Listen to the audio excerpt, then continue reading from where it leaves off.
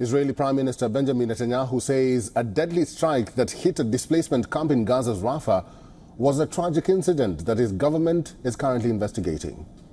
Gazan officials say the death toll in the overnight Israeli strikes on Rafah has now gone up to 45. In Rafah, we have already evacuated about 1 million non-involved residents. And despite our best efforts not to harm the non-involved, unfortunately a technical failure happened last night. We are investigating the case. We will present the conclusions because this is our policy. The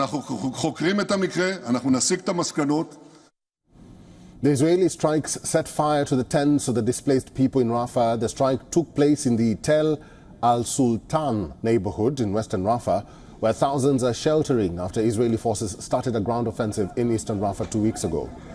Chaotic scenes unfolded as paramedics raced to the attack site and tried to evacuate the wounded, including children.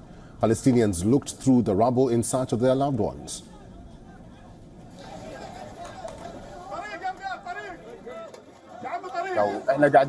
We were sitting at the door of the house safely. Suddenly we heard the sound of a missile. We ran and found the street covered in smoke. We did not see anything. We went into the house and did not find anyone when we checked over the wall and found a girl and a young man who had been cut into pieces. The Israeli military said its air force struck a Hamas compound in Rafah and that the strike was carried out with what it claimed was precise ammunition and on the basis of precise intelligence. The IDF also claimed that the strike had killed Hamas's chief of staff for the West Bank and another senior Hamas official who was behind the deadly October 7th attack in Israel. Israel is facing global condemnation over its latest strikes.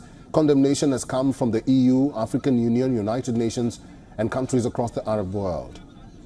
Qatar has said Israel's latest strikes could hinder truce talks and the hostage release deal. Qatar, alongside the US and Egypt, is engaged in months of talks aimed at securing a truce deal between Israel and Hamas. But behind-the-scenes negotiations reached a stalemate earlier this month as Israel sent ground forces into Rafah. Officials say the talks are set to resume next week as the war rages on. The Israeli strikes came hours after Hamas had on Sunday, for the first time in months, launched a barrage of rockets at Tel Aviv and other areas of central Israel. The attack sent people running into bomb shelters. Israel's army said 8 rockets were fired and Israeli air defenses took out most of the rockets. No casualties were reported. The attack was seen as an effort by Hamas to signal that it remains undefeated. Meanwhile, former presidential candidate and former U.S. ambassador to the United Nations, Nikki Haley, visited the Nova Music Festival site in Rhyme.